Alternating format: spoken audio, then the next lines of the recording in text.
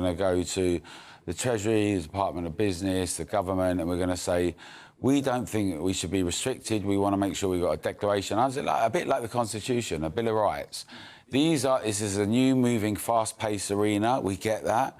But we need to ring-fence our ability to speak freely, the hard-won victories of like our grandparents and others that fought for those things, and make sure that we're not continually encroached upon by a kind of surveillance state, whether it's more CCTVs and more facial recognition or more digital ID, just all round that we're in a position that we can have a little bit more autonomy and privacy. Remember how Hannah Arendt said, if you don't have a private life, you can't have a public life. These two things are intertwined, it's essential. But would this be something that you'd like to be written into law, or just a sort of a standard that the government agencies hold themselves? Well, I think on all the areas, we've got like 10 points, basically, that we're saying are really important and imperative.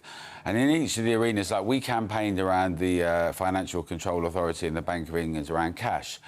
Making cash available, making sure that we had like 100,000 people write into them, making sure that people are able to get ATMs, not having a situation where everything is just monitored and restricted.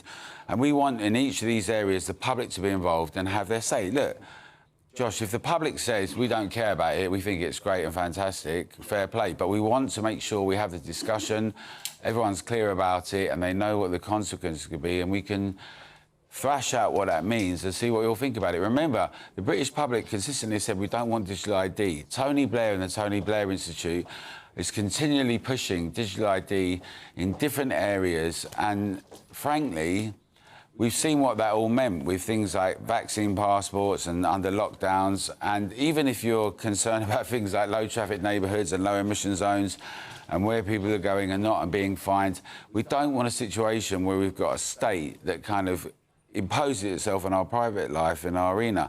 Actually, they should get on with the important work of doing stuff with infrastructure and hospitals and schools and all that kind of thing, and leave us to get on with our private lives. Yeah, I mean, I personally hate technology.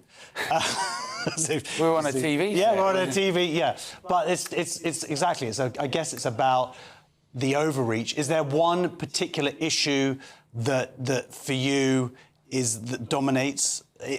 Would it be the banking? Would it be free speech? Obviously, that would work well with this show. No. But is there something you think is particularly under threat? Well, there's a lot of things, Josh, but in the end, if we don't have free speech, we have no freedom. If I can't say to you, I think your position is preposterous, these are the reasons why, and even the most reprehensible ideas that we thrash out and discuss in society, and we believe the public is grown up enough to discuss them, then we're in trouble. There is one other freedom we should have, which is for the state not actually to kill people. So the assisted suicide bill is coming down the line as well, because you can't even have free speech if you're not alive.